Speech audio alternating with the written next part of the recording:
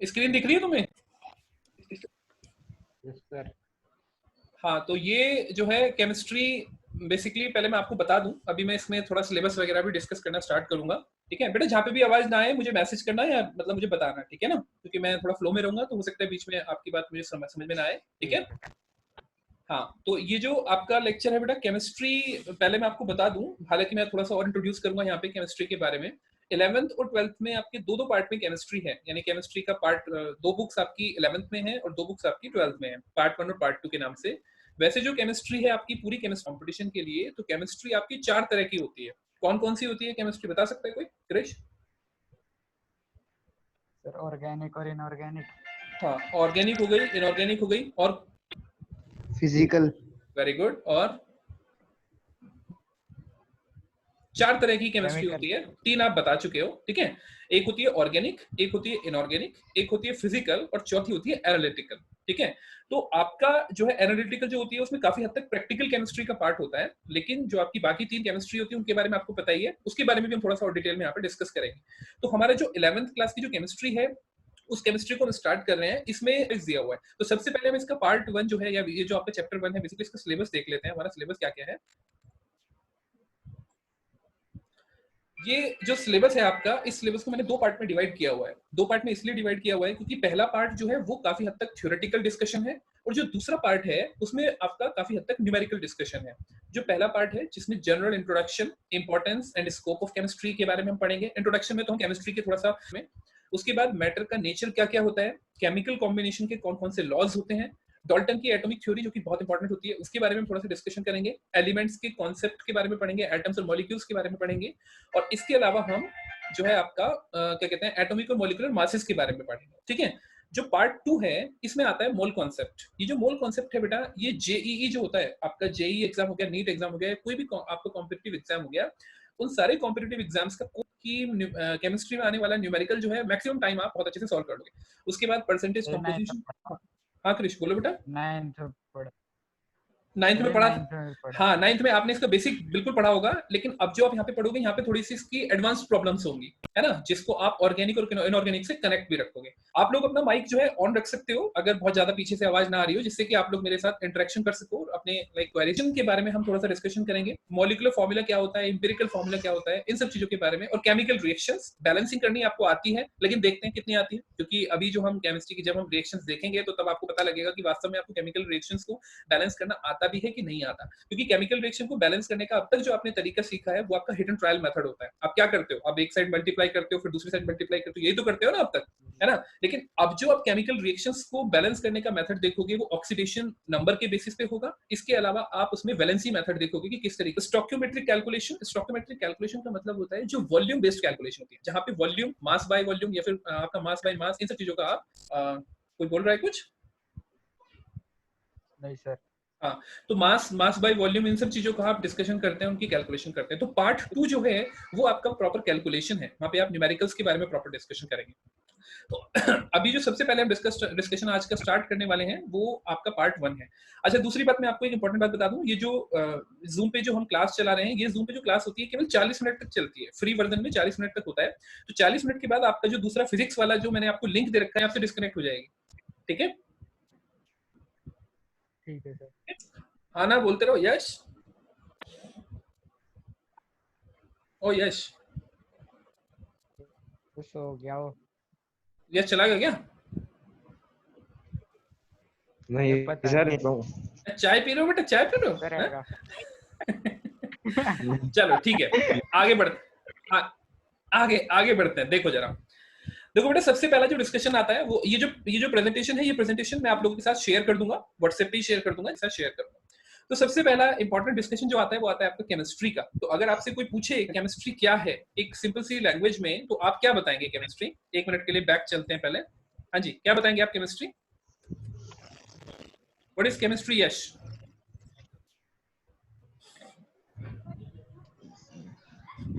यश chemistry क्या है?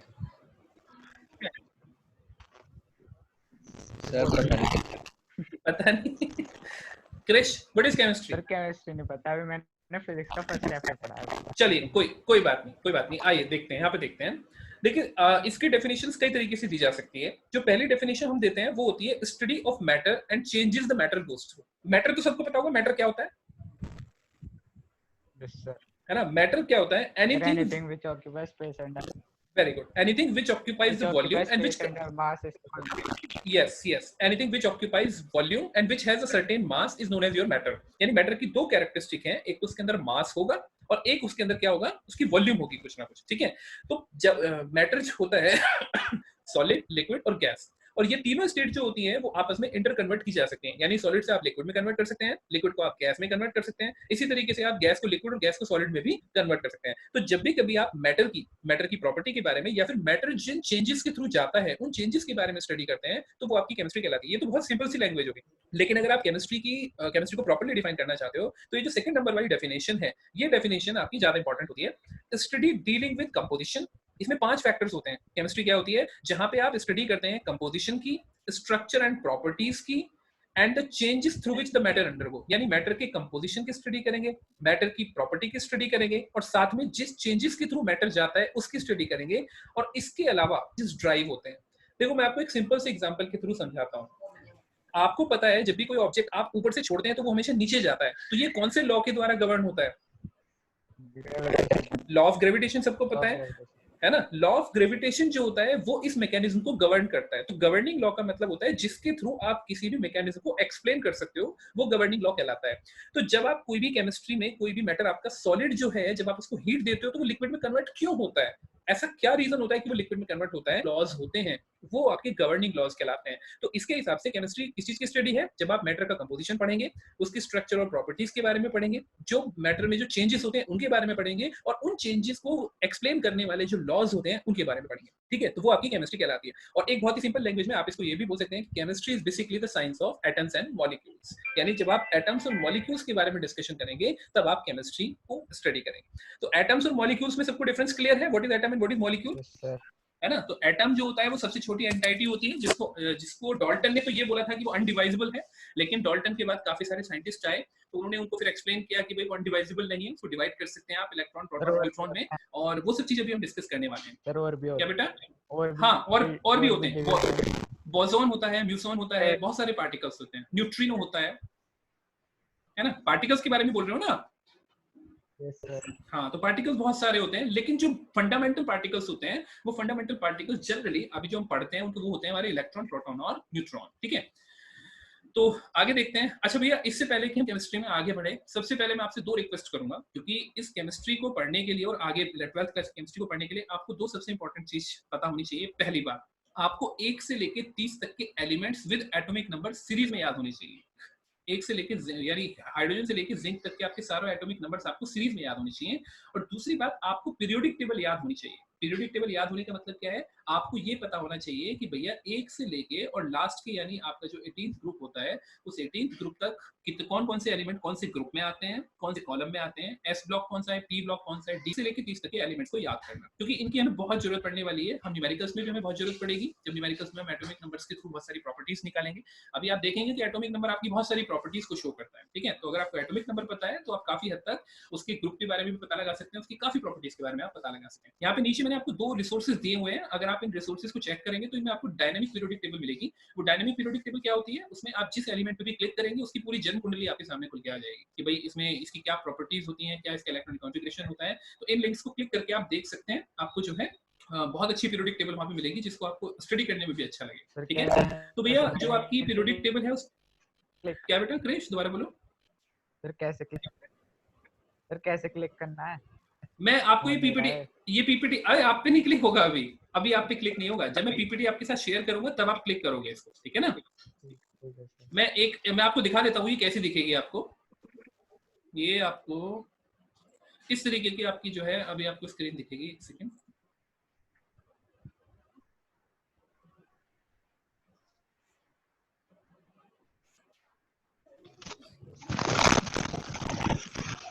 यहाँ पे देखिएगा आपको। अब मेरी ब्राउजर दिखाई दे रहा है मेरा? Yes sir.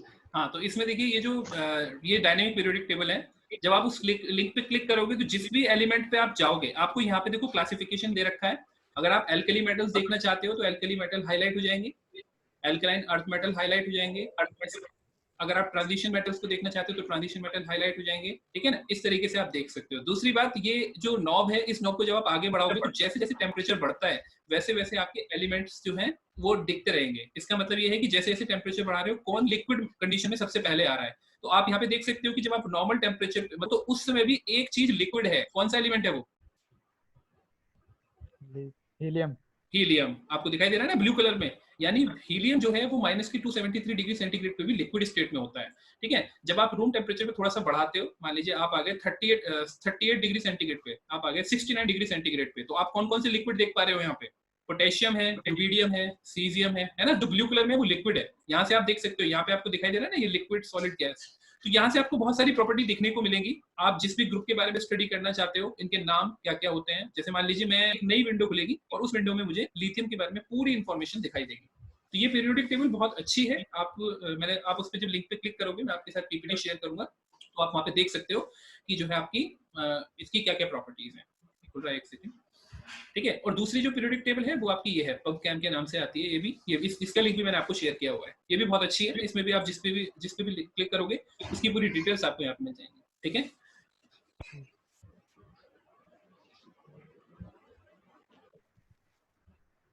एक मिनट वापस चलते हैं जरा।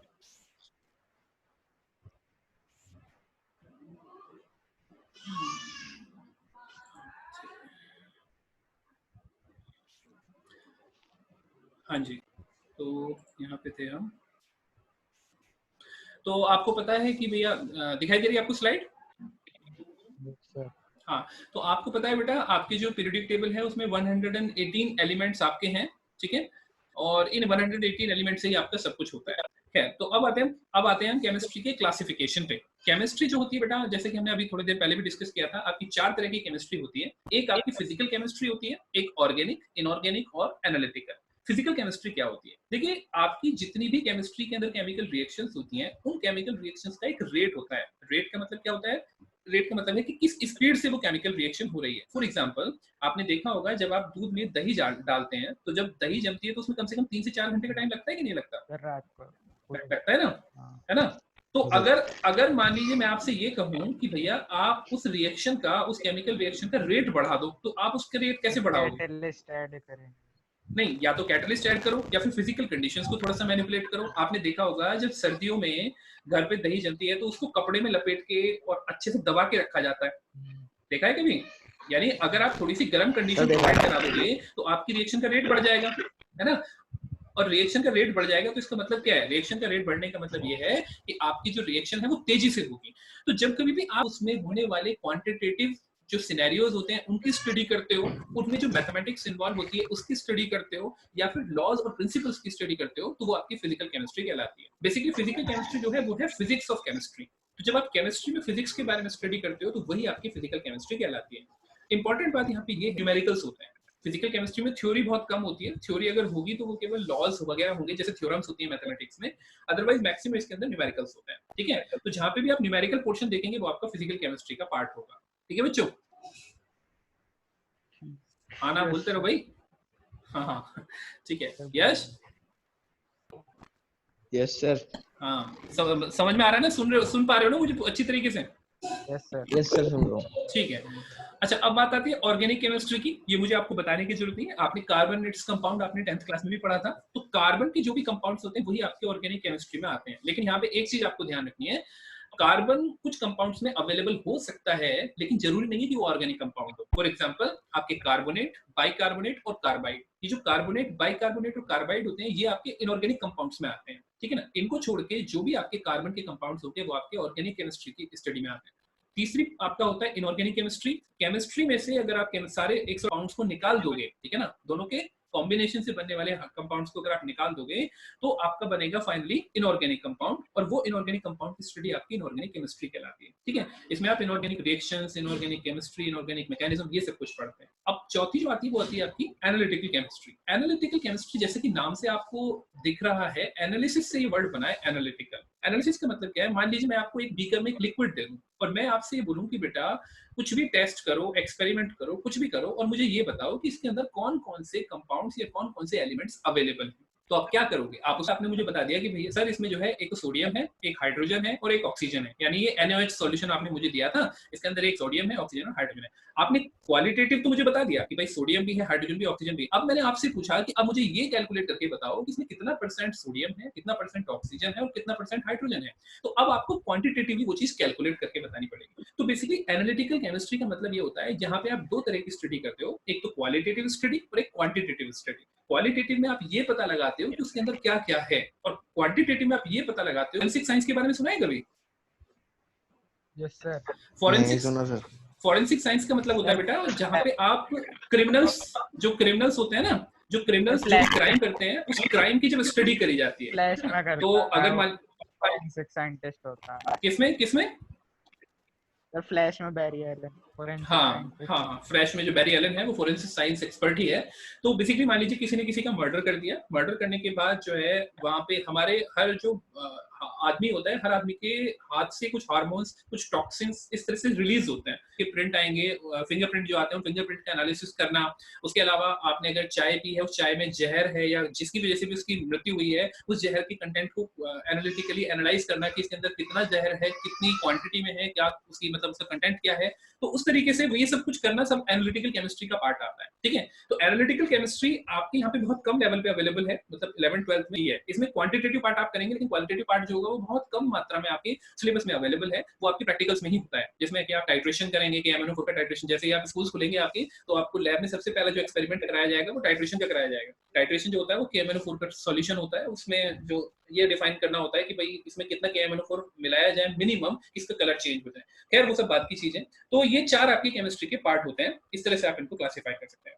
अब आता है भैया प्रैक्टिकल एप्लीकेशंस ऑफ केमिस्ट्री।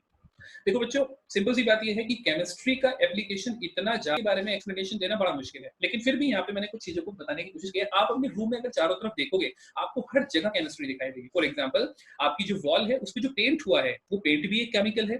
आपके सामने जो आपका इलेक्ट्रिक बोर्ड है, उस इलेक्ट्रिक बोर्ड में जो स्विचेस हैं वो भी पॉलीमर से, वो भी एक केमिकल है। इसी तरीके से आपके जो गेट पे वार्निश हुई है वो भी एक केमिकल है। आप जो कपड़े पहने हुए हैं, नायलॉन के पहने हैं या कॉटन के पहने हैं, उनके ऊपर जो पॉलिशिंग होती है या फिर उनका जो फाइबर बनता है वो भी आपकी केमिकल से ट्रीट होकर बनता है, ठीक है। आप जिस मोबाइल से बात कर रहे हैं उसकी जो प्लास्टिक है, या फिर आप जिस डिवाइस पे मुझे देख रहे हैं वो जो आपकी प्लास्टिक है, वो भी आपकी केमिस्ट्री है।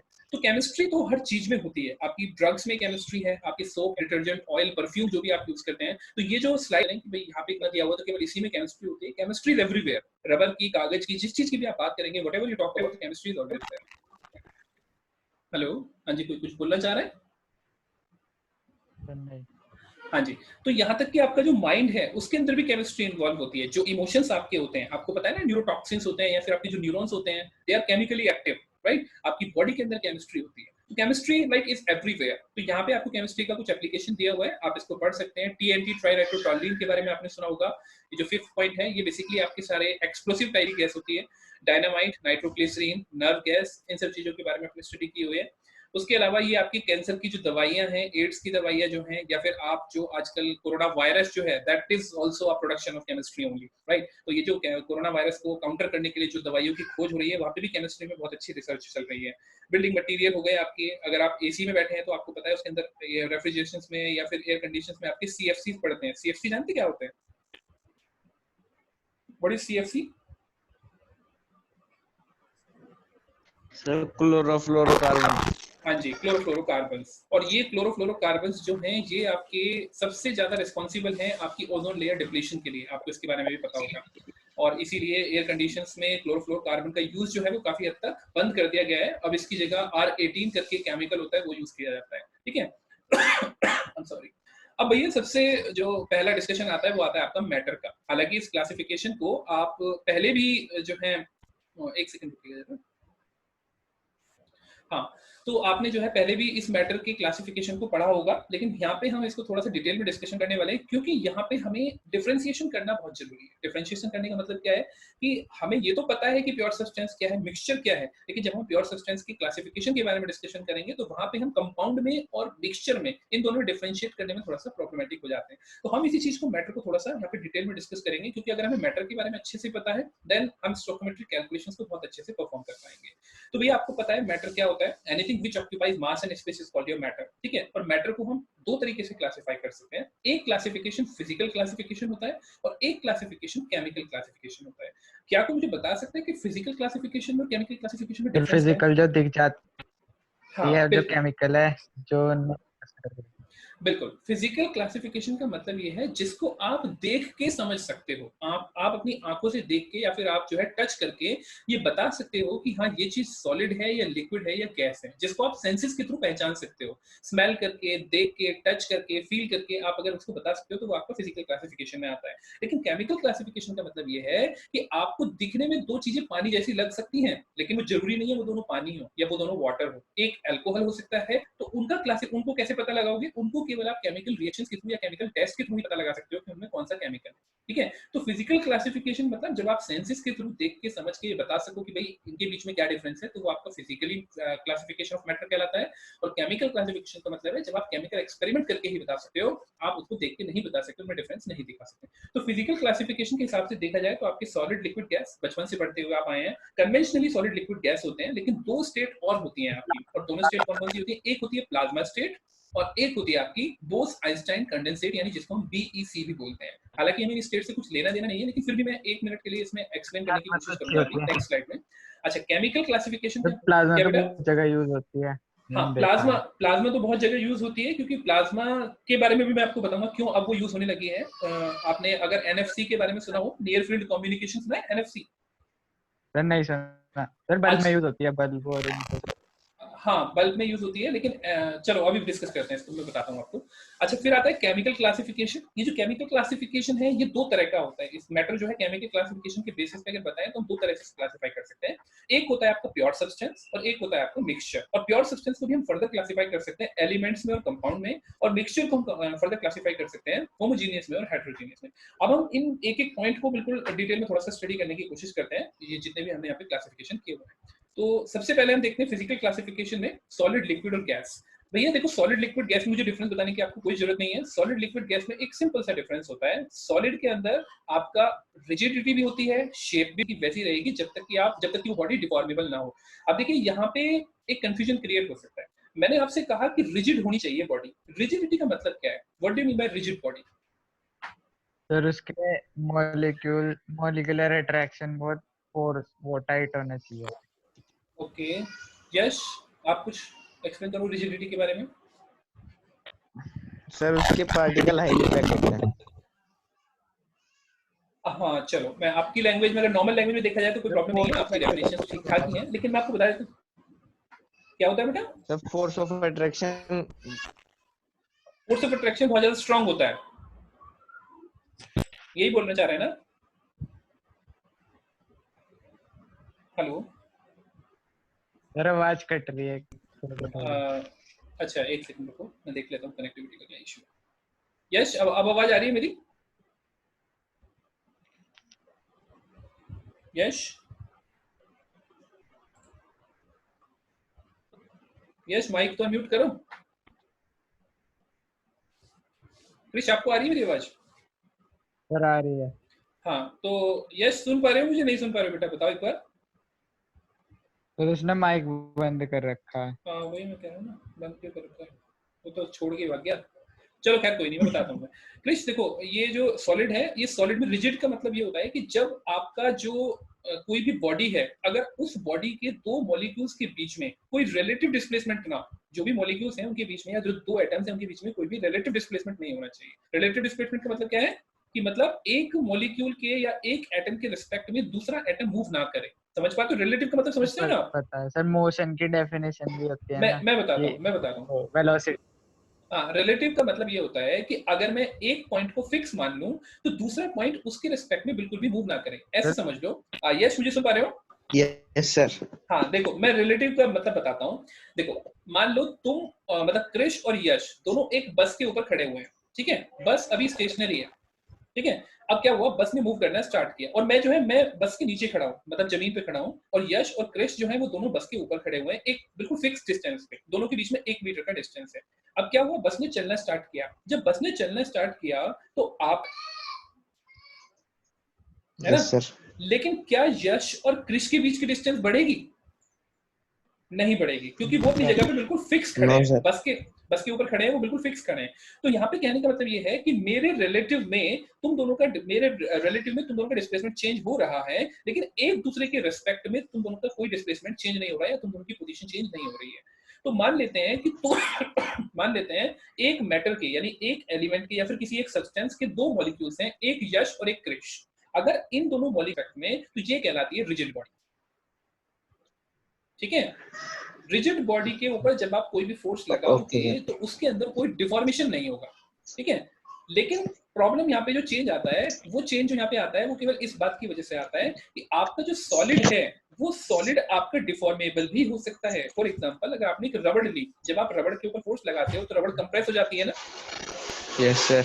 लेकिन रबड़ कंप्रेस होने के बावजूद भी आपका सॉलिड की कैटेगरी में आता है। तो सॉलिड भी आपके कई तरह के हो सकते हैं, अभी हम उसकी डिटेल में नहीं जाएंगे, लेकिन आपको यहाँ पे बस ये बात ध्यान रखनी है कि सॉलिड के अंदर तीन प्रॉपर्टी होती है। पहली प्रॉपर्टी, सॉलिड हमेशा रिजिड होता है। दूसरी प्रॉपर्टी, सॉलिड की शेप बिल्कुल फिक्स होती है। और तीसरी प्रॉपर्टी, सॉलिड की वॉल्यूम बिल्कुल फिक्स होती है। अब बात आती है लिक्विड की। लिक्विड के केस क्या है भैया? लिक्विड के केस में रिजिडिटी नहीं होती, उसका शेप भी फिक्स नहीं होती। फॉर एग्जाम्पल, मैंने एक ग्लास में 1 लीटर लिक्विड भरा, अब अगर मैं उसको किसी लोटे में भरूंगा तो वो लोटे की शेप ले लेगा, अगर मैं उसको किसी जो है बड़े चौड़े बर्तन में भरूंगा तो वो उसकी शेप ले लेगा। तो ना तो वहाँ पे शेप फिक्स होती है, ना वहाँ पे रिजिडिटी होती है, बस वहाँ पे वॉल्यूम फिक्स रहती है। यानी अगर मैंने 1 लीटर एक ग्लास, अगर मैं उसको वो किसी कटोरे में डालूंगा तब भी वो 1 लीटर रहेगा, यानी वॉल्यूम चेंज नहीं होगा।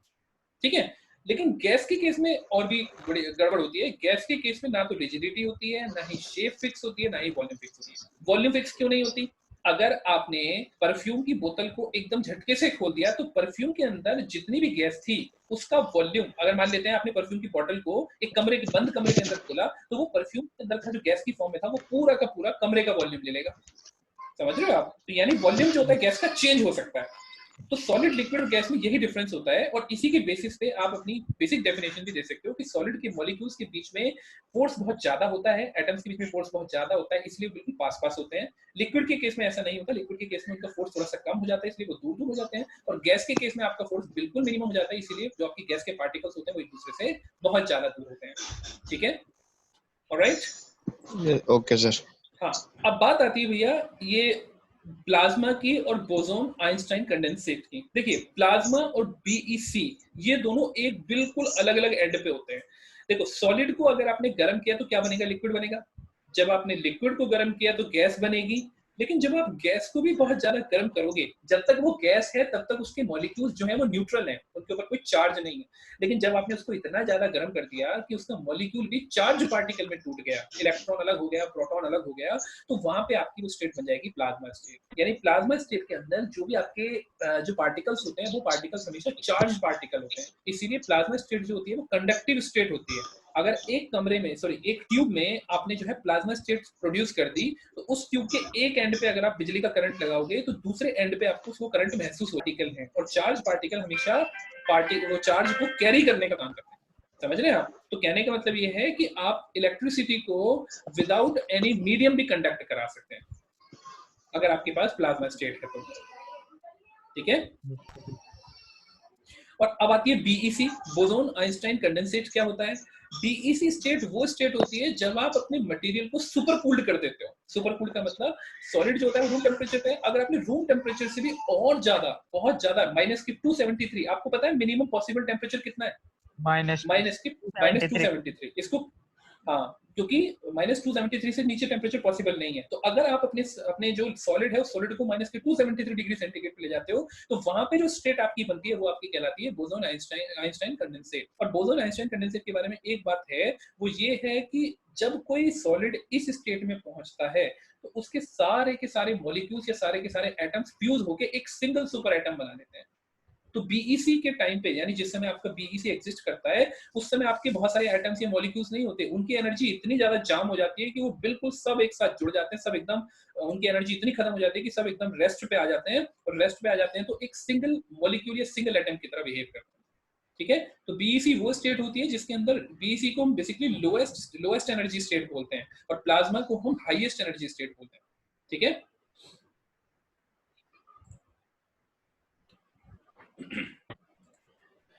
ये आपका जो है इंटर कन्वर्जन ऑफ 3 स्टेट्स दिखा रखा है। इसके बारे में आप अच्छे से जानते ही हैं, इन स्टेट्स को क्या बोलते हैं या फिर इन प्रोसेसेस को क्या बोलते हैं। जब आप सॉलिड को लिक्विड में कन्वर्ट करते हैं तो उसको मेल्टिंग बोला जाता है। जब आप लिक्विड को सॉलिड में कन्वर्ट करते हैं तो वो आपका फ्रीजिंग प्रोसेस कहलाता है। इसी तरीके से जब आप लिक्विड को गैस में कन्वर्ट करते हैं तो वो आपका इवेपोरेशन कहलाता है। अगर आप गैस को लिक्विड में कन्वर्ट करेंगे तो वो आपका कंडेंसेशन कहलाता है। बिल्कुल इसी तरीके से अगर आप गैस को प्लाज्मा में कन्वर्ट करेंगे तो वो आयनाइजेशन कहलाता है, और प्लाज्मा को अगर वापस से गैस में ले आए तो वो डी आयनाइजेशन कहलाएगा। अगर कुछ सॉलिड्स आपके ऐसे होते हैं जो डायरेक्ट गैस में कन्वर्ट होते हैं, ऐसे ऐसे सॉलिड्स को क्या बोलते हैं? ऐसे सॉलिड्स को क्या बोलते हैं? पता नहीं। Sublime solids. सबलाइम सॉलिड्स जैसे कि कैम्फर। कैम्फर मतलब कपूर, देखा होगा ना आप लोगों ने, आपके यहाँ पूजा वगैरह जब होती है तो कैम्फर जो होता है वो कभी लिक्विड में कन्वर्ट नहीं होता, वो डायरेक्ट गैस में कन्वर्ट होता है, ठीक है ना। तो जब कोई सॉलिड गैस में कन्वर्ट होता है तो उसको सब्लिमेशन बोलते हैं। और अगर कोई मतलब ऐसे ही जिसको सॉलिड को जिसको आपने गैस में कन्वर्ट कर दिया हो, अगर उसको वापस से आप सॉलिड में कन्वर्ट करते हैं तो उसको आप क्या बोलेंगे? डिपोजिशन। हाँ जी, एनी डाउट? No sir. यहाँ तक सब ठीक है ना? Yes sir. ठीक है बेटा। अब आता है भैया Yes, केमिकल yes. क्लासिफिकेशन। जो फिजिकल क्लासिफिकेशन है वो हमने समझ लिया, सॉलिड लिक्विड गैस के बारे में हमें अच्छे से पता चल गया है, सॉलिड लिक्विड गैस क्या होते हैं, ठीक है, और क्यों उनके बीच में उनकी क्या क्या प्रॉपर्टी होती है। अब बात आती है केमिकल क्लासिफिकेशन की। तो ये जो केमिकल क्लासिफिकेशन है उसको हम दो पार्ट में डिवाइड करते हैं। पहला क्लासिफिकेशन होता है प्योर सब्सटेंस और दूसरा क्लासिफिकेशन होता है आपका मिक्सचर, ठीक है। तो पहले सबसे पहले प्योर सब्सटेंस के बारे में हम थोड़ी सी स्टडी करते हैं। देखिए प्योर सब्सटेंस होता क्या है। केमिस्ट्री के हिसाब से प्योर सब्सटेंस एक ऐसा सब्सटेंस होता है जिसके अंदर केवल एक टाइप के पार्टिकल हो सकते हैं।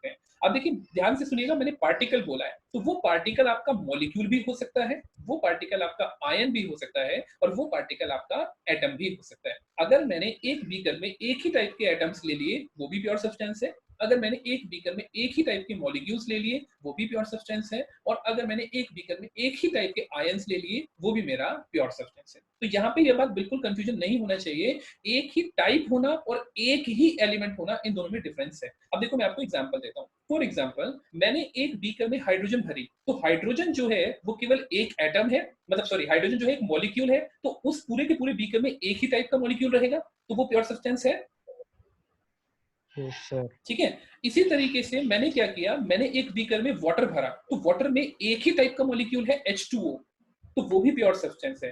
अब यहाँ पे कंफ्यूजन ये क्रिएट नहीं होना चाहिए कि भैया हाइड्रोजन और ऑक्सीजन तो डिफरेंट डिफरेंट है, तो ये फिर प्योर सब्सटेंस क्यों हो गया?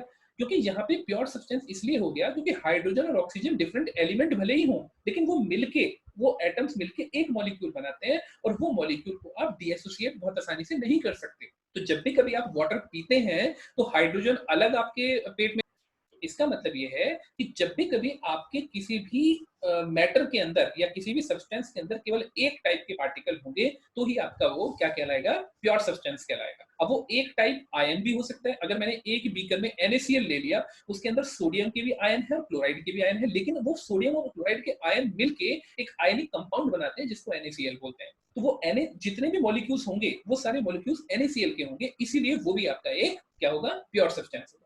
आप समझ पा रहे हैं मैं क्या यस बोल सर। रहा हूँ? ठीक है। तो अब यहाँ पे ध्यान से पढ़िएगा। अ प्योर सब्सटेंस और chemical substance is a material that has a constant composition, is homogeneous. Homogeneous के बारे में भी स्टडी करेंगे, यार बिल्कुल फिक्स है, कुछ चेंज नहीं हो रहा उस कंपोजिशन के अंदर, ठीक है। And has consistent property through out the sample, और उसके जो सैंपल है उस सैंपल में उसकी प्रॉपर्टी बिल्कुल कंसिस्टेंट है। कंसिस्टेंट का मतलब क्या होता है?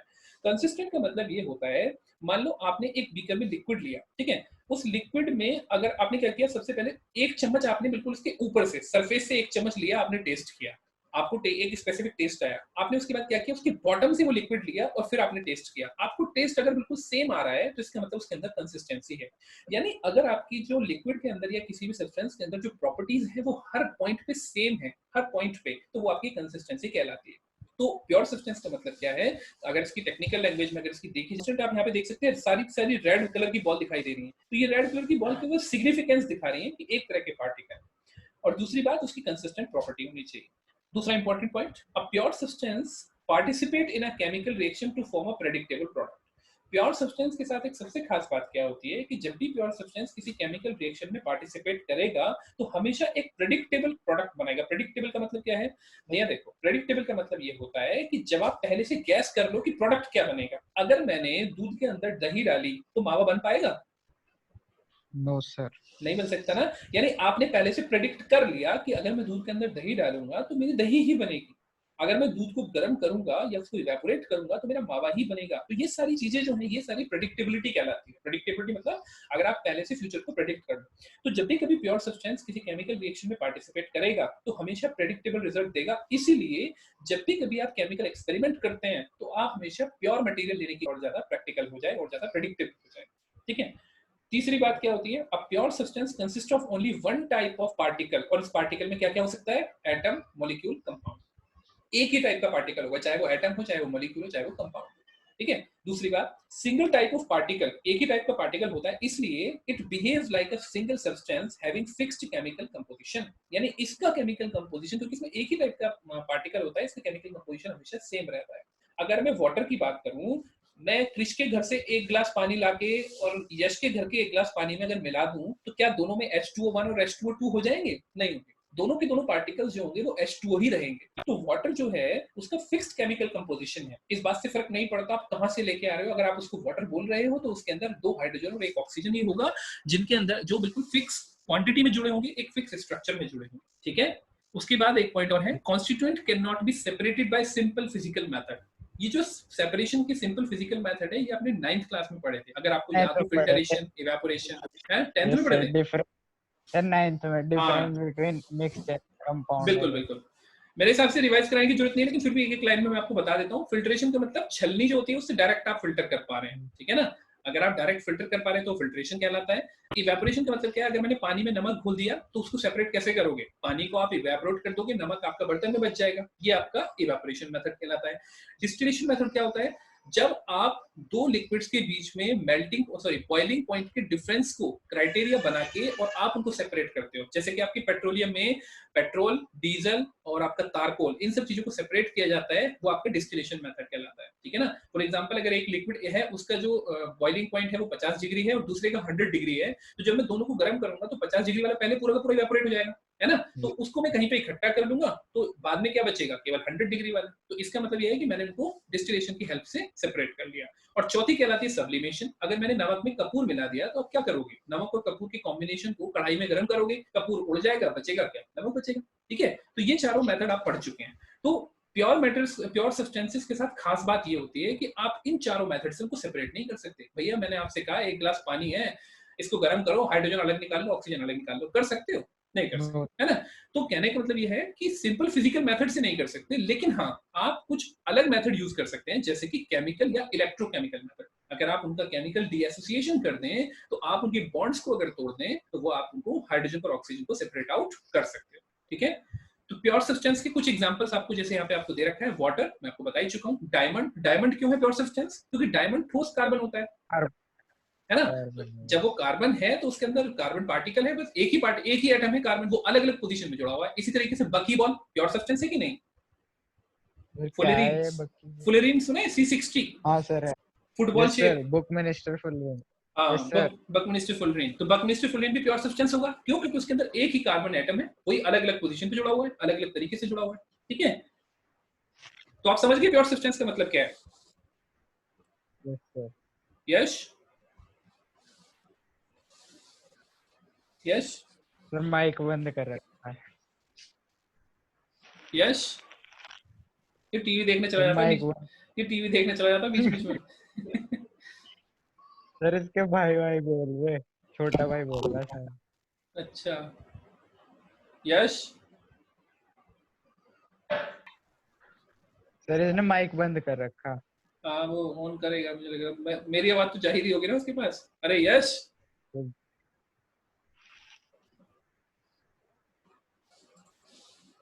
यश, अरे चला गया, ऐसी रखा फोन। मुझे भी ऐसे लग रहा है। चलो कोई नहीं, आगे बढ़ते हैं। ठीक है। तो मैटर में जो प्योर सब्सटेंस है, प्योर सब्सटेंस के बारे में आपको समझ में आ गया होगा कि क्या है प्योर सब्सटेंस। ठीक है। नेक्स्ट है हमारा भैया, हाँ ये कुछ एग्जांपल आपको दे रखे हैं, जैसे टिन है। जो टिन है वो एक एलिमेंट है। एलिमेंट के अंदर सबसे छोटी पार्टिकल कौन सा होता है, एटम होता है। ठीक है ना। एलिमेंट के अंदर क्या कभी मॉलिक्यूल हो सकता है? No sir. नहीं हो सकता ना, पक्का? पक्का। हाँ ठीक है। तो इसका मतलब पता है तुम्हें, एलिमेंट बोलते ही एटम, एक एक सिंगल एंटाइटी को है। ठीक है। इसी तरीके से सल्फर है, हाँ तेरे तो 8th में ही पता था मुझे क्या पता था? सर, इतनी बेसिक बेसिक डिटेल है तो बहुत। हाँ बिल्कुल बिल्कुल। ऐसी डायमंड हो गया, शुगर हो गया। शुगर को प्योर सब्सटेंस क्यों बोल रहे हैं? क्योंकि शुगर मॉलिक्यूल जो है, जो ग्लूकोज का मॉलिक्यूल है, वो सारा बिल्कुल कांस्टेंट रहेगा। इसी तरह से water, baking soda, salt, protein, copper sulphate, ये सब कुछ आपकी प्योर सब्सटेंस की कैटेगरी में आते हैं। ठीक है। अरे यश, आए क्या नहीं आए? फिर ये नहीं आ रहा। भैया आ भैया गया। भैया कहाँ टीवी देखने चला जाता बीच बीच में तुम?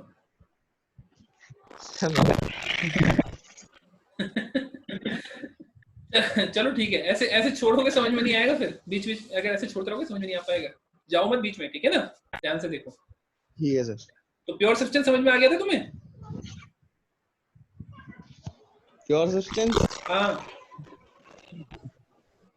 सर आवाज नहीं आ रही आपकी। मैं कह रहा हूँ बेटा, प्योर सब्सटेंस समझ में आ गया था तुम्हें? प्योर सब्सटेंस समझ में आ गया था कि नहीं आया था?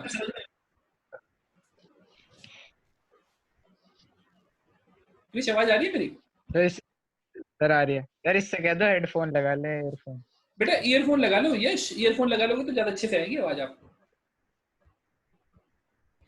चलो ठीक है, आगे बढ़ते हैं। तो भैया प्योर सब्सटेंस जो होते हैं वो दो तरह के होते हैं, एक एलिमेंट होता है, एक कंपाउंड होता है। ठीक है। तो एलिमेंट जो है सबसे सिंपल फॉर्म होती है, सबको पता है, जितने भी पीरियोडिक टेबल में आपके दिए गए हैं वो सारे आपके एलिमेंट्स कहलाते हैं। ठीक है। और एलिमेंट्स के बारे में खास बात क्या है? They can neither be decomposed और nor be built from the simple substances. यानी एलिमेंट्स को ना तो आप डिवाइड कर सकते हो, ना ही आप उन्हें किसी चीज से बना सकते हो। अगर मैं आपसे ये कहूं कि भैया कुछ भी केमिकल ले लो मुझसे और ऑक्सीजन बना के दिखा दो, तो ऑक्सीजन मॉलिक्यूल यानी ऑक्सीजन गैस तो आप प्रोड्यूस कर सकते हो, लेकिन ऑक्सीजन एलिमेंट को प्रोड्यूस नहीं कर सकते। ठीक है बेटा?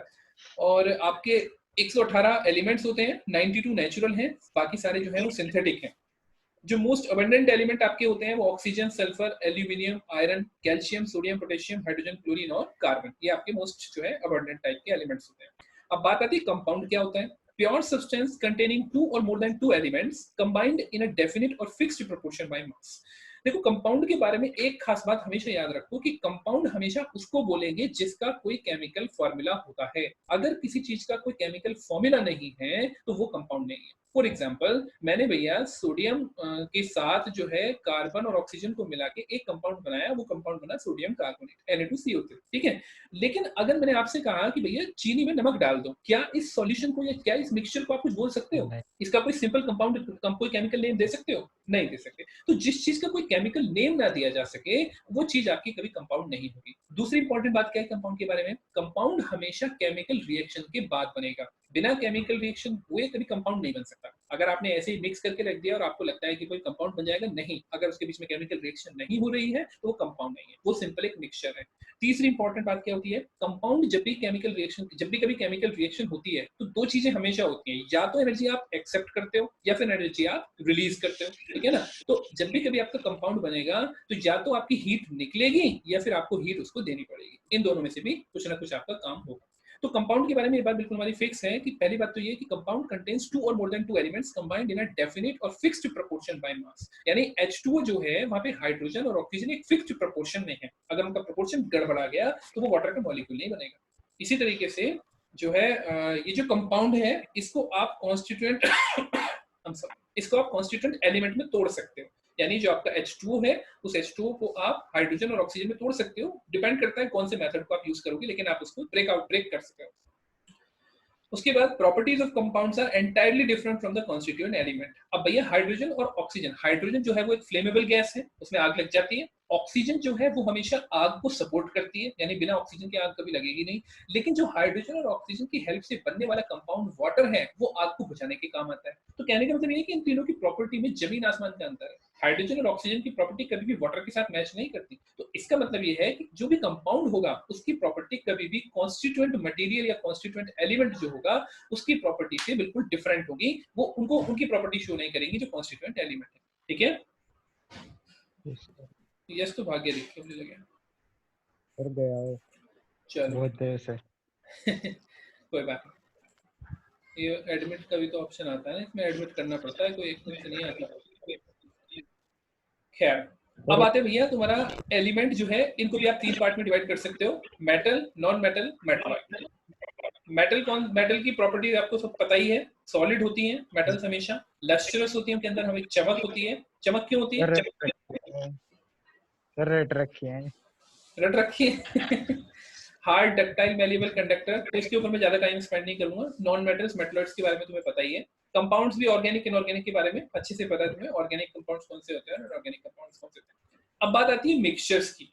अब कंपाउंड और मिक्सचर में सिर्फ यही डिफरेंस होता है। देखो मिक्सचर क्या होता है, कॉम्बिनेशन ऑफ टू और मोर प्योर सब्सटेंसेस, यानी जो दो या दो से ज्यादा प्योर सब्सटेंसेस, चाहे वो एलिमेंट हो या कंपाउंड हो, उनको आप मिक्स करके रख देते हो, बस वो आपका मिक्सचर कहलाता है। अब देखो यहाँ पे जो आपको फिगर दे रखी है, इस फिगर में भी कुछ आपके रेड कलर के एटम्स हैं, कुछ ब्लू कलर के एटम्स हैं, कुछ मॉलिक्यूल्स हैं, यानी अलग अलग टाइप के पार्टिकल्स हैं। तो जब आप अलग अलग टाइप के पार्टिकल्स को केवल मिक्स करके रख दोगे तो वही आपका जो फाइनली क्या कहलाएगा, आपका मिक्सचर कहलाएगा। ठीक है, दूसरी बात ये होती है कि यहाँ पे the constituent substance retain their identity, यानी वो अपनी आइडेंटिटी को बिल्कुल रिटेन करके रखते हैं। यानी अगर आपने नमक और चीनी के मिक्सचर को मिलाया तो नमक नमक ही रहेगा और चीनी जो होगी वो हमेशा चीनी ही रहेगी। आप उनके टेस्ट को उस मिक्सचर में महसूस कर सकते हैं, यानी वो अपनी प्रॉपर्टीज को रिटेन करते हैं, उनकी प्रॉपर्टी खो नहीं जाती, जैसे हाइड्रोजन ऑक्सीजन अपनी प्रॉपर्टी खो के वाटर की प्रॉपर्टी खो। इसी तरीके से substance present in a mixture are called the component. एक मिक्सचर के अंदर जो भी आपके सब्सटेंसेस होते हैं वो आपके कंपोनेंट्स कहलाते हैं। जैसे कि शुगर सॉल्यूशन, आपने पानी में अगर चीनी मिलाई है वो आपका मिक्सचर कहलाएगा। एयर, टी, चाय अगर आपने बनाई है, ब्रास एक अलॉय है, आपको पता ही होगा। सॉफ्ट ड्रिंक को हम मिक्सचर क्यों कह रहे हैं? सर उसमें कोल्ड ड्रिंक होती है, पता नहीं। नहीं, कोल्ड ड्रिंक तो होती है, लेकिन उसको मिक्सचर क्यों बोला?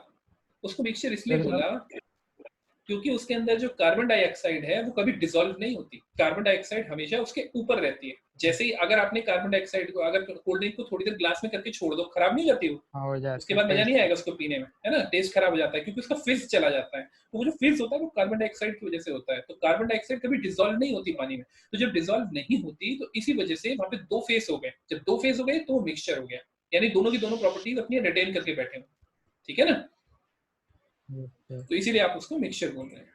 अब मिक्सचर जो होते हैं वो भी बेटा आपके दो तरह के होते हैं, एक आपका होमोजेनियस मिक्सचर, एक आपका हेट्रोजेनियस मिक्सचर। तो होमोजेनियस मिक्सचर क्या होता है? Uniform composition through out. Uniform composition का मतलब क्या है? यूनिफॉर्म कंपोजिशन का मतलब ये है कि एक चीज का पैटर्न बार बार रिपीट होता है। एक चीज का पैटर्न का मतलब क्या है कि एक तरह के मॉलिक्यूल्स या एक तरह की गैस, यानी अगर आपने किसी एक मिक्सचर में से पहले एक ग्लास निकाला, फिर दूसरा ग्लास निकाला, तो दोनों ग्लासेस में जो कंपोजिशन होगा ना वो कंपोजिशन सेम रहेगा, यूनिफॉर्म रहेगा। हालांकि पार्टिकल उनमें डिफरेंट डिफरेंट है, लेकिन उनका जो कंपोजिशन है वो यूनिफॉर्म रहेगा। यूनिफॉर्म का मतलब समझते हो? सर क्या होता है यूनिफॉर्म? यूनिफॉर्म और सेम में क्या डिफरेंस है? सर वो पता नहीं सर। चलो मैं बताता हूँ। देखो यूनिफॉर्म का मतलब ये होता है, मान लिया तुमने स्कूल यूनिफॉर्म के बारे में सुना है ना, स्कूल यूनिफॉर्म तो पहनते ही जाते होगे। उसको स्कूल यूनिफॉर्म क्यों कहते हैं? देखो एक क्रिश है और एक यश है। मान लेते हैं क्रिश और यश दोनों जो हैं एक स्कूल में पढ़ते हैं। जब वो एक स्कूल में पढ़ते हैं तो होता क्या है कि वो अपनी अपनी यूनिफॉर्म पहन के जाते हैं, यानी ग्रे कलर की पैंट पहनी, व्हाइट कलर की शर्ट पहनी और ब्लू कलर की टाई लगाई। लेकिन क्या ग्रे कलर, व्हाइट कलर और ब्लू कलर सेम है? नहीं सेम है ना। सेम ना होने के बावजूद आपके स्कूल में पढ़ने वाला हर बच्चा इन तीन कलर के कॉम्बिनेशन को ही पहनता है। तो जब इन तीन कलर का कॉम्बिनेशन बहुत सारे बच्चे पहनते हैं तो इसी चीज को हम कहते हैं यूनिफॉर्मिटी। लेकिन अगर मैं आपसे ये कहूं कि हर बच्चा हर मतलब ये जो आपने जो ड्रेस ऊपर से नीचे तक यूनिफॉर्म पहनी हुई है उसके हर कंपोनेंट सेम है, तो आपकी टाई भी व्हाइट होनी चाहिए, आपकी पैंट भी व्हाइट होनी चाहिए और आपकी शर्ट भी व्हाइट होनी चाहिए। तो सिमिलैरिटी में और कॉन्स्टेंसी में डिफरेंस है। सिमिलैरिटी का मतलब होता है बिल्कुल सेम होना, कॉन्स्टेंसी का मतलब होता है एक तरह के पैटर्न का लगातार फॉलो होना। ठीक है ना। तो अब जैसे आप यहाँ पे देख सकते हो होमोजेनियस मिक्सचर का मतलब क्या है कि यहाँ पे आपका एक पर्पल कलर है, फिर एक ग्रीन कलर है, फिर एक पर्पल है, फिर ग्रीन है, फिर पर्पल है, फिर ग्रीन है, यानी एक पैटर्न लगातार आपका रिपीट हो रहा है। ठीक है, तो ये जो पैटर्न का रिपीटिशन होता है यही आपका यूनिफॉर्म कंपोजिशन कहलाता है। कहने का मतलब ये है कि अगर मैं इसको बीच में से काट दूं तो दोनों साइड जो होंगी वो मेरा यूनिफॉर्म कंपोजिशन शो करेंगे कि यहाँ पे जितनी पर्पल है उधर भी जितनी पर्पल होंगी, यहाँ पे जितनी ग्रीन है इधर भी इतनी ग्रीन होंगी। तो यूनिफॉर्म कंपोजिशन का मतलब ये होता है कि एक तरह के पैटर्न को बार बार कोई चीज रिपीट करती है। ठीक है, तो जैसे आप एयर की बात करो या गैसोलीन की बात करो, एयर का मतलब क्या है? एयर में देखो बहुत सारी गैसेस होती हैं, ऑक्सीजन भी होती है, नाइट्रोजन भी होती है, हाइड्रोजन भी, मतलब बहुत सारी गैसेस होती हैं। लेकिन आप उस एयर के कंपोजिशन को डिफाइन करते हो ना, नाइट्रोजन कितनी परसेंट होती है, ऑक्सीजन कितनी परसेंट होती है ना? तो इसका मतलब क्या है कि वो कंपोजिशन हमेशा सेम रहता है, वो फिक्स क्वांटिटी रहती है, वो रेशियो हमेशा सेम रहता है। इसी चीज को हम बोलते हैं यूनिफॉर्म कंपोजिशन। ठीक है। अच्छा, इसमें दूसरा पॉइंट क्या है? Components can not be seen even under a powerful microscope. अगर आप एक होमोजेनियस मिक्सचर को लोगे, तो अगर आप उसके कंपोनेंट को देखना चाहो तो आप पावरफुल माइक्रोस्कोप के अंडर में भी उसके कंपोनेंट को नहीं देख सकते, क्योंकि वो इतनी अच्छी तरीके से एस्टिमुलेटेड होते हैं, इतने अच्छे तरीके से उस कंपोजिशन में बिल्कुल डिस्ट्रीब्यूटेड होते हैं। और इनको हम सॉल्यूशंस भी बोलते हैं। जो आपके होमोजेनियस मिक्सचर होते हैं, इनको हम सॉल्यूशंस भी बोलते हैं। जैसे कि एयर हो गया, गैसोलीन बेसिकली आपका पेट्रोलियम जो ऑयल होता है उसी को गैसोलीन बोलते हैं। सी वाटर मतलब समुद्र का जो पानी होता है जिसमें नमक घुला होता है। अब आती है बात हेट्रोजीनियस मिक्सचर की। हेट्रोजीनियस मिक्सचर इसका बिल्कुल उल्टा होता है। यहाँ पे यूनिफॉर्म कंपोजिशन होता है, यहाँ पे नहीं होता। जैसे भैया अगर मैंने आपसे कहा कि आपने क्या किया, मैंने आपसे कहा पानी में रेत मिला दो, तो पानी में जब आप रेत मिलाओगे, जब तक आप उसको चला रहे हो तब तक तो वो घूमता रहेगा। थोड़ी देर बाद क्या होगा, वो रेत पानी की तली में जाके बैठ जाएगा। तो उससे क्या होगा कि आप देखोगे कि अगर आपने पानी की तली से 1 चम्मच पानी उठाया तो उसमें रेत की क्वांटिटी ज्यादा होगी, लेकिन अगर आपने सरफेस से पानी 1 चम्मच उठाया तो उसके अंदर पानी की क्वांटिटी ज्यादा होगी, रेत की क्वांटिटी कम होगी। तो इसका मतलब ये एक हेट्रोजेनियस मिक्सचर है ना। हेट्रोजेनियस मिक्सचर मतलब हर पॉइंट पे जो यूनिफॉर्मिटी नहीं है। यानी अगर आपके स्कूल में कुछ 15-20 बच्चे या फिर 25-30 बच्चे जो है वो लगातार वो हेट्रोजेनियस बन जाएगा। ठीक है। Yes sir. अच्छा, इसके दूसरा पॉइंट है कंसिस्ट ऑफ 2 और मोर फेसेस हैविंग डिफरेंट कंपोजिशंस। इसके अंदर 2 या 2 से ज्यादा फेसेस भी हो सकते हैं। फेस किसको बोलते हैं? बेसिकली अभी आप इतना समझो, फेस जो है बेसिकली आपके मैटर के फिजिकल क्लासिफिकेशन को बोलते हैं, सॉलिड, लिक्विड या गैस। अगर मैंने पानी के अंदर बर्फ डाल दी तो हालांकि दोनों का केमिकल कंपोजिशन सेम है, लेकिन फेस डिफरेंट हो गए। यानी एक सॉलिड फेज है और एक आपका लिक्विड फेज है। तो जब वो लिक्विड और सॉलिड फेज होगा तो ये आपका हेट्रोजेनियस मिक्सचर बनाएगा, होमोजेनियस नहीं बनाएगा। लेकिन जब वो बर्फ पिघल के वो भी पानी बन जाएगी, तब वो होमोजेनियस मिक्सचर हो जाएगा। ठीक है। यस। उसके बाद visible boundaries of separation. Visible boundaries of separation का मतलब क्या है?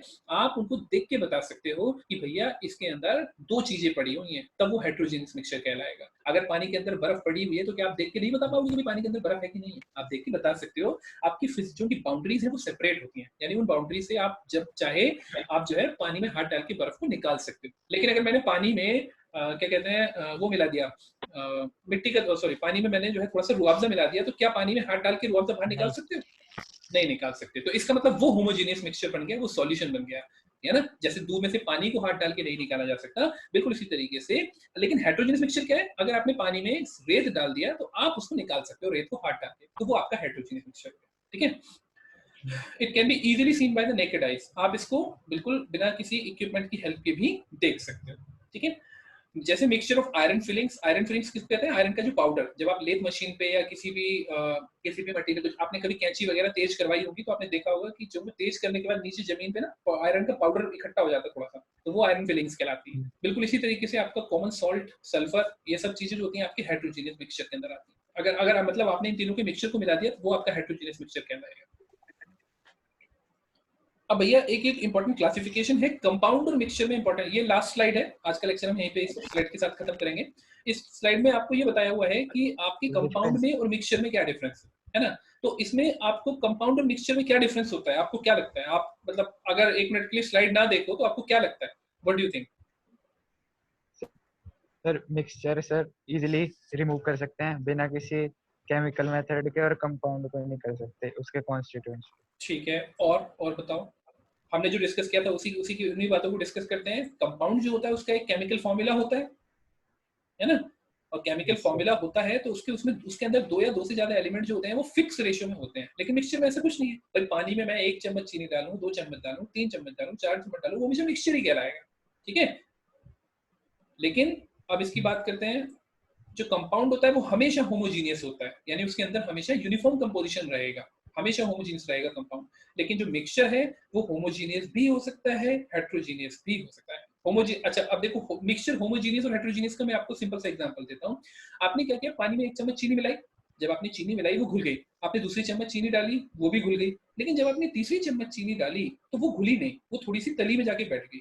तो जब तक आपकी चीनी पानी में पूरी तरीके से घुलती जा रही थी तब तक तो वो होमोजेनियस मिक्सचर था, लेकिन जैसे ही आपकी चीनी उसके अंदर घुलनी बंद हो गई, अब उसके अंदर दो फेज हो गए, एक सॉलिड फेज और एक लिक्विड फेज, क्योंकि वो प्रेसिपिटेट बन के बैठ गई ना नीचे, तो इसी वजह से अब वो आपका बन गया है हेटेरोजेनियस मिक्सचर। सैचुरेटेड और अनसैचुरेटेड।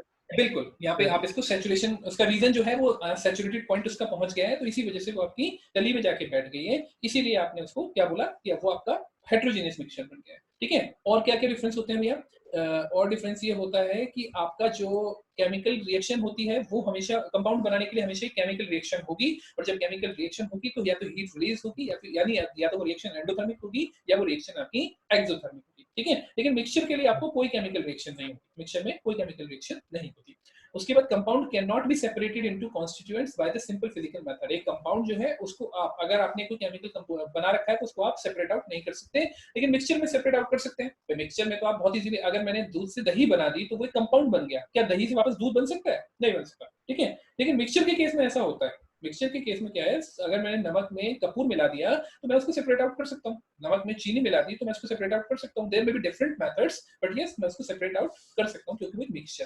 ठीक है, कंपाउंड जो होते हैं उनका मेल्टिंग पॉइंट और बॉइलिंग पॉइंट फिक्स होता है, लेकिन जो मिक्सचर है उनका melting point boiling point fix नहीं होता। मैं अगर आपसे बोलूं कार्बन डाइऑक्साइड का, सॉरी या फिर इसका कार्बन डाइऑक्साइड ही ले लेते हैं, कार्बन डाइऑक्साइड का जो आपका बॉइलिंग पॉइंट है वो बॉइलिंग पॉइंट आपका -23 डिग्री सेंटीग्रेड है, मान लेते हैं, ठीक है ना, या फिर -20 डिग्री सेंटीग्रेड है। आपने बता दिया क्योंकि कार्बन डाइऑक्साइड एक कंपाउंड है। अब मैंने आपसे कहा भैया नमक में मैंने चीनी मिला दी, अब इसका बॉइलिंग पॉइंट बताओ, उसका वो मेल्टिंग पॉइंट बताओ, क्या बता पाओगे? नहीं बता सकते। इसका रीजन क्या है? क्योंकि दोनों का boiling point melting point different है, और उनकी कॉन्स्टिट्यूएंट की प्रॉपर्टी, मिक्सचर की कॉन्स्टिट्यूएंट की प्रॉपर्टी हमेशा मिक्सचर शो करता है। तो जब दोनों की प्रॉपर्टी शो करेगा तो एक मेल्टिंग पॉइंट या बॉइलिंग पॉइंट कैसे बता सकता हूँ? ठीक है ना, तो इस वजह से नहीं हो पाएगा। ये लक्ष्य भाई साहब जो है कॉल अब आए, बहुत जल्दी आ गए, ले लेते हैं उसको भी लाइन, अब चला गया सर अब हाँ अभी आ गया। हेलो,